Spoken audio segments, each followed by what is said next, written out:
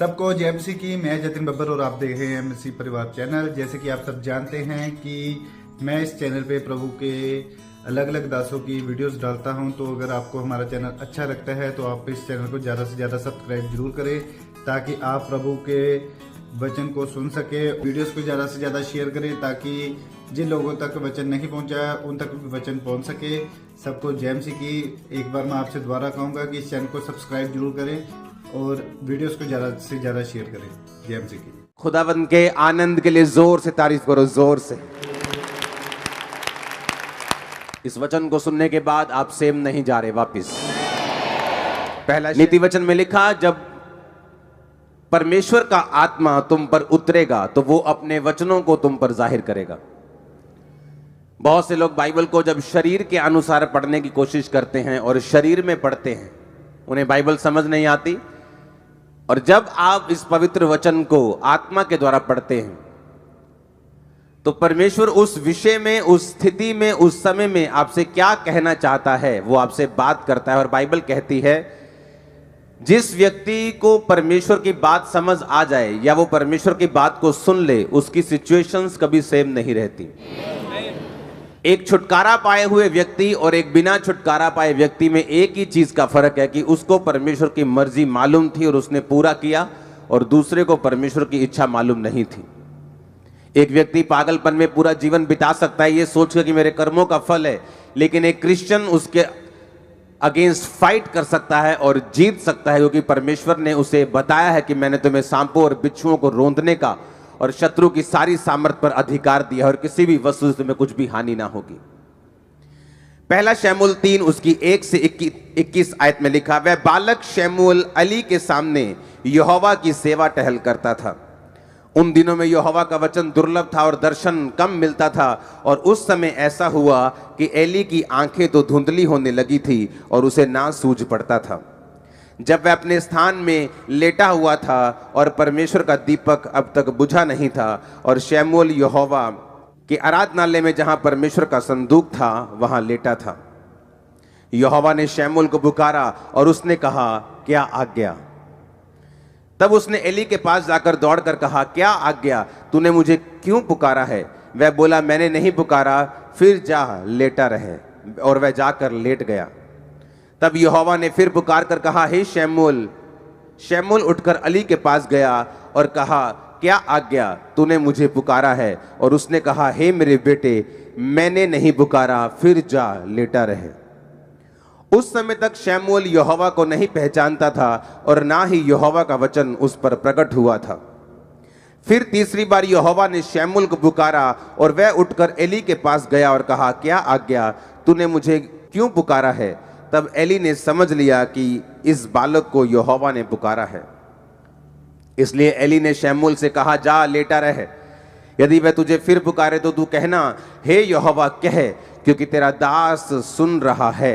तब शमूएल अपने स्थान पर जाकर लेट गया। तब यहोवा आ खड़ा हुआ और पहले के समान पुकारा, शमूएल, शमूएल। शमूएल ने कहा, कह, क्योंकि तेरा दास सुन रहा है। यहोवा ने शमूएल से कहा, सुन, मैं इज़राइल में एक ऐसा काम करने पे हूं जिससे सब सुनने वालों पर बड़ा सन्नाटा छा जाएगा।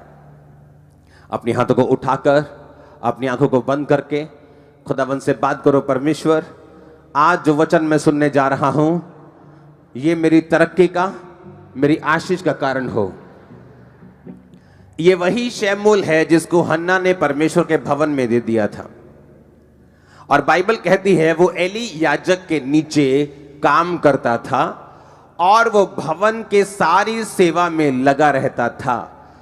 एक दिन यहोवा ने जब उसे पुकारा, हे शमूएल, हे शमूएल।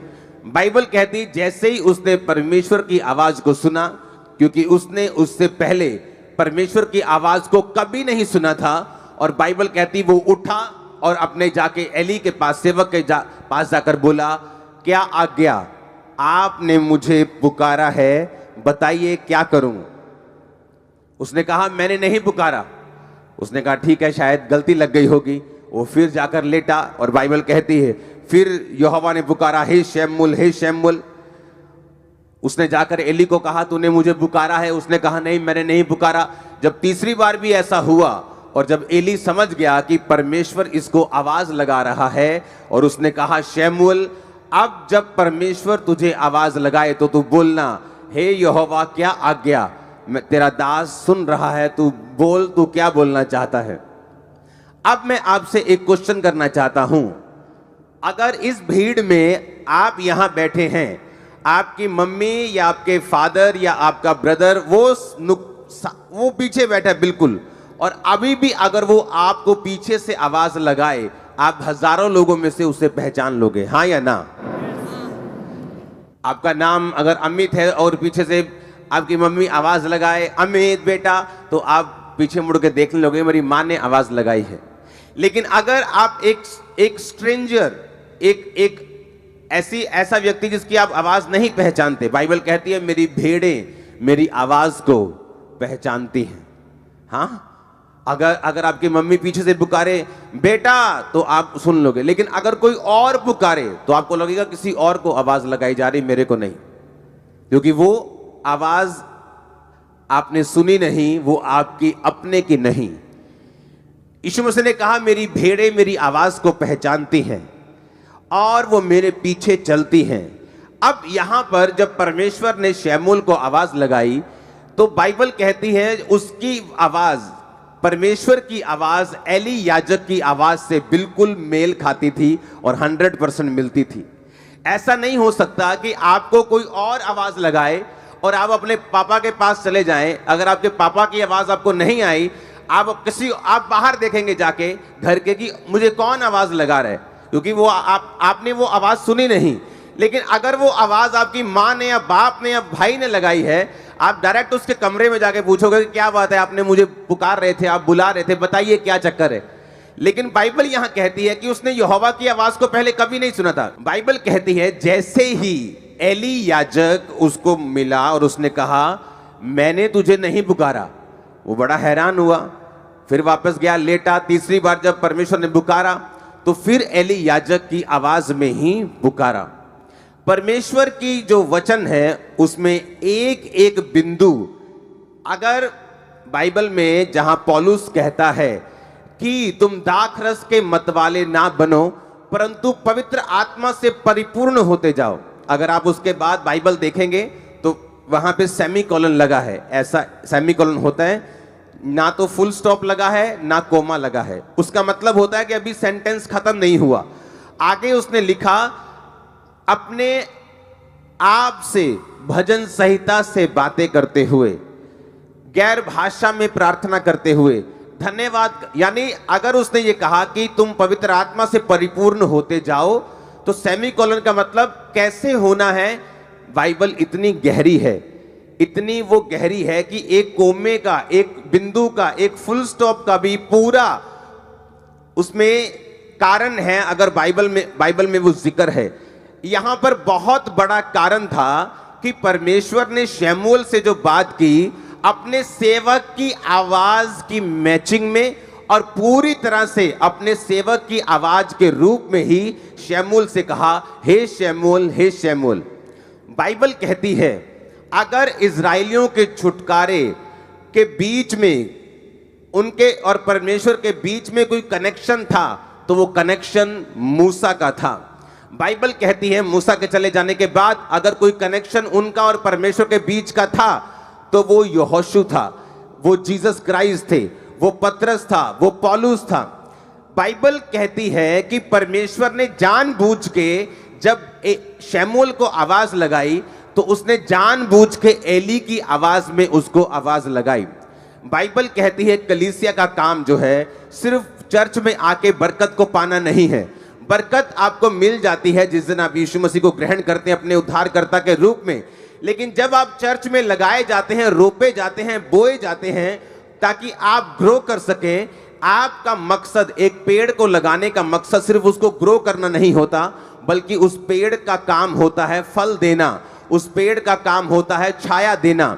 बाइबल कहती है जब परमेश्वर आपको चुनते हैं और अपने भवन में लगाते हैं, जो लोग एक से ज्यादा सेवकाइयों में लगे हुए हैं वो किसी काम के नहीं, मैं आपको गारंटी दे सकता हूं।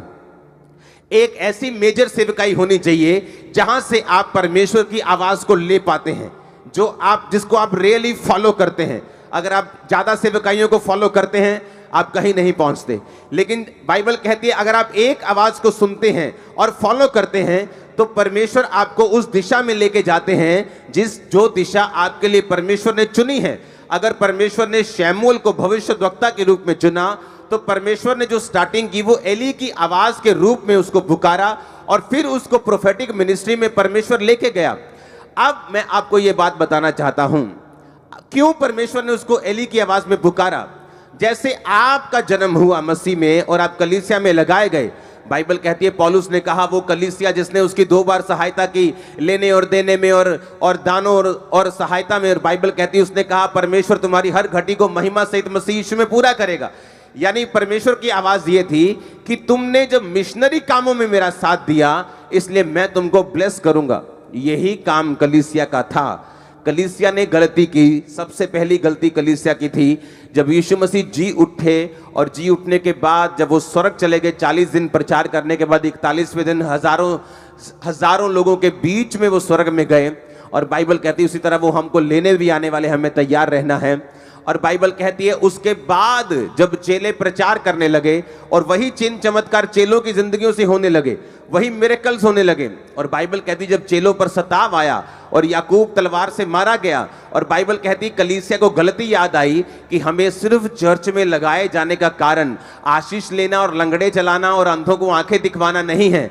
हमारा खुद की ये रिस्पॉन्सिबिलिटी है कि हम प्रेरितों के लिए प्रार्थना करें। और बाइबल कहती जब पतरस को भी उन्होंने मारने के लिए पकड़ा और कलीसिया लॉ लगाकर यानी पूरी तरह से एकजुट होकर और पूरी तरह से बिना डिस्ट्रैक्शन के, कोई 1 घंटे वाली वो 1.5 घंटे वाली प्रार्थना नहीं थी, लॉ लगाकर मतलब लगातार वो बैठ चुके थे कि परमेश्वर से, जिस तरह लोग धरना लगा के बैठ जाते हैं कि जब तक सरकार हमारी बात नहीं सुनेगी हम उठेंगे नहीं, और जब सरकार देखती है कि धरना असली वाला ये उठेंगे नहीं तो अब आपकी बात वो सुनती, लेकिन जब उसको मालूम होता है कि ये धरना बहुत लंबा नहीं चलने वाला वो बात को मानती नहीं। उसी तरह से परमेश्वर को मालूम है कि ये व्यक्ति जब प्रार्थना में बैठ चुके हैं, लॉ लगाकर वो प्रार्थना कर रहे हैं, और बाइबल कहती परमेश्वर ने अपने स्वर्गदूतों को रिलीज किया। वो पतरस के पास गया, जेल के अंदर जाके उसकी खुद सांकलें खोली, जेल के दरवाजे खोले, कितने पहरों में उनको रखा, कितनी लेयर्स में उनको रखा जाता था सिपाहियों के पहरे में, उन सबको छोड़कर परमेश्वर ने उसको आजाद किया, अपने घर वापस लेके गया। और फिर कलीसिया को समझ आई कि हमारा काम सिर्फ बरकत लेना ही नहीं, हमारा काम उस विजन, उस मिशन के लिए प्रार्थना करना भी है जो परमेश्वर ने दासों को दिया है। और जब लोग अपने सेवकों के लिए प्रार्थना करने लगे, जब लोग बोने लगे, जब लोग उस सेवकाई में हिस्सा डालने लगे और जब खुद लोग सेवा करने लगे, बाइबल कहती वो कलीसिया गिनती में दिन प्रतिदिन बढ़ती गई। बाइबल कहती वो कलीसिया ग्रेस में बढ़ती गई। कोई भी दरिद्र नहीं था, कोई गरीब नहीं था, कोई भी वांटेड की, हर किसी के पास जैसे वांट रहती, कमी रहती कि मेरे पास ये चीज की कमी, बाइबल कहती उस कलीसिया के पास किसी चीज की कमी नहीं थी। वो कलीसिया गिनती में बढ़ती गई और एक ऐसा समय आया जब लोग डरने लगे, उनकी गिनती इतनी बड़ी हुई। बाइबल कहती है वो उस काम कैसे पूरे हुए, प्रेरितों ने जो काम किया अपनी तरफ से परफेक्ट किया, कोई कमी नहीं छोड़ी। कलीसिया ने भी अपनी तरफ से कोई कमी नहीं छोड़ी। और बाइबल कहती है जब एक देह मिलकर कंप्लीट काम करती है, मुंह सही काम करता है, हाथ सही काम करते हैं, पैर सही काम करते हैं, तो बाइबल कहती है वो देह उन्नति पाती है, बरकत पाती है। और उसी तरह से बाइबल कहती है जब सब ने मिलकर काम किया तो परमेश्वर ने अपनी आशीष को उस कलीसिया के ऊपर रखा। और बाइबल कहती कोई भी दरिद्र नहीं था, सब लोग ब्लेस्ड थे। आपको मैं उसी कलीसिया के रूप में आज से देखूंगा, आप लोगों को उसी कलीसिया के रूप में मैं जानना चाहूंगा। आमीन। मेरे को ऊंचे वाला चाहिए, बरकत ऊंचे वाली होगी। अब परमेश्वर का जो मकसद था वो मकसद था कि शमूएल के जरिए हमें ये बात को समझाना कि बाइबल कहते जब इजराइलियों ने प्रार्थना की कि परमेश्वर, क्योंकि शैतान ने ज्यादा तंग करना शुरू किया, अगर शैतान ज्यादा तंग ना करता, मिस्री ज्यादा तंग ना करते तो कभी प्रार्थना वो बढ़ाते नहीं, सदा उस कंडीशन में पड़े रहते। जो कोई भी चीज, जो कोई भी विरोध, जो कोई भी सताव आप अपने आसपास देख रहे हो, वो एक्चुअल में आपको आपके कंफर्ट जोन से बाहर निकालकर परमेश्वर की एक बड़ी मर्जी को पूरा करने के लिए है, जो आपके बीच में आने वाले कुछ सालों में पूरी होने वाली है। और आपका आमीन, वो चीजें जो मैं बोल नहीं सकता, मेरी प्रार्थना है कि परमेश्वर आपके हृदयों में वो चीजें डाल दे कि आप राज्य करने वाले हैं। आमीन। ऊंचाई आशीष आपकी चर्च।